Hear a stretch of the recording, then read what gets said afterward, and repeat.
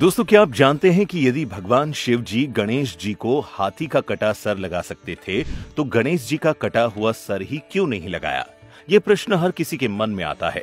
परंतु भगवान की प्रत्येक लीला के पीछे कोई न कोई उद्देश्य छुपा होता है और उन्हीं उद्देश्यों को पूरा करने के लिए ये लीला रचते हैं।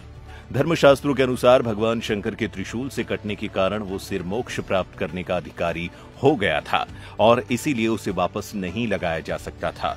वहीं दूसरी ओर ब्रह्म वैवर्त पुराण के अनुसार जब भगवान शिव जी ने गणेश जी को अपना परिचय दिया तब भी इन्हें जाने की अनुमति गणेश जी ने नहीं दी। इसका अर्थ हुआ कि उस मस्तिष्क में अज्ञान का गुण है और वो ज्ञान को नहीं पहचानता है। तब ऐसे में ज्ञान को अज्ञान से जीतना ही चाहिए। इसी कारण भगवान शंकर ने उस मस्तिष्क को वापस नहीं लगाया। एक पौराणिक कथा के अनुसार वो सिर जो भगवान गणेश जी में लगाया गया है वो ऐरावत हाथी का है। एक बार विष्णु लोक से लौटते समय दुर्वासा ऋषि की मुलाकात रास्ते में ऐरावत हाथी पर सवार भगवान इंद्र से हुई। जब इंद्र ने उन्हें प्रणाम किया तब भगवान विष्णु से प्राप्त परिजात पुष्प को दुर्वासा ऋषि ने इंद्र को दे दिया। इंद्र ने ये सोचकर कि ये एक फूल है उसे अपने ऐरावत हाथी के मस्तक पर चढ़ा दिया। पुष्प का अनादर देख ऋषि दुर्वासा क्रोधित होकर इंद्र को श्रीहीन अर्थात शोभा आदि से वंचित होने का श्राप दे दिया।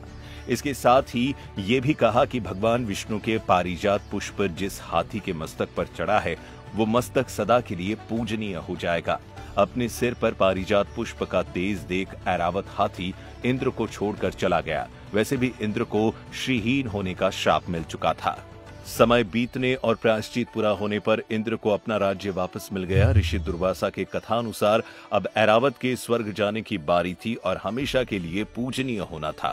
तभी भगवान ने ऐसी लीला रची कि जब भगवान गणेश के लिए एक मस्तक की आवश्यकता पड़ी तो उसी ऐरावत का मस्तक मिला और भगवान गणेश के रूप में सदा के लिए पूजनीय हो गया। एक अन्य कथा के अनुसार गणेश जी ने अपनी मां के बताए अनुसार अपना कर्तव्य निभाया, लेकिन उस समय उन्हें अपनी शक्ति पर अहंकार था जो काफी चिंता का विषय था। जब शंकर जी कैलाश पर्वत से आए तब अपने अहंकार के वश में होने के कारण गणेश जी के द्वारा अभद्र व्यवहार किया गया। शंकर जी को अहंकार तोड़ने के लिए गणेश जी से युद्ध करना पड़ा और उन्होंने उनके मस्तक को धड़ से अलग कर दिया।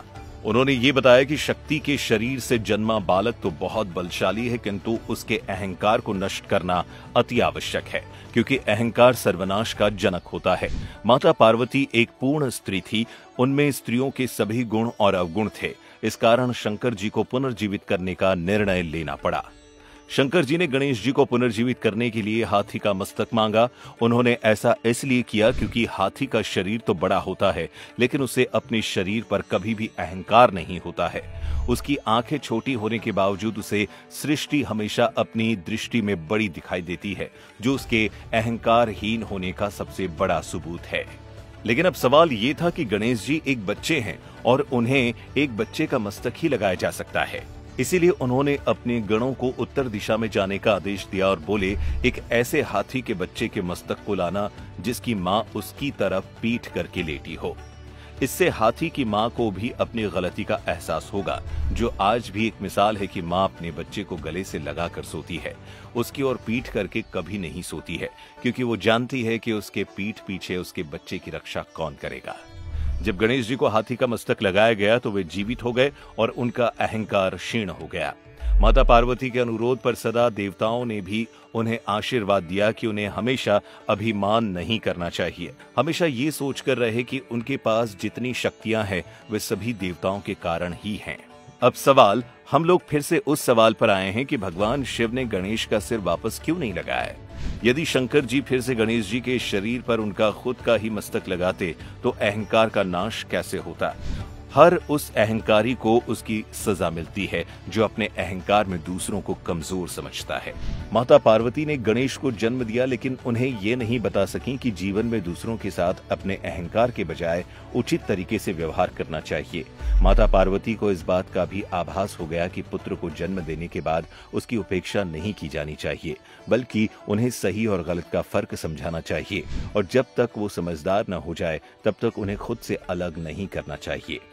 वो हाथी का बच्चा कोई सामान्य नहीं था। एक बार एक व्यक्ति ने कई वर्षों तक तपस्या की और ब्रह्मा से वरदान मांगा कि वो दुनिया का सबसे बुद्धिमान व्यक्ति हो। तब ब्रह्मा ने उसे वरदान दिया और जब समय आया तब उसे गणेश का स्थान मिला।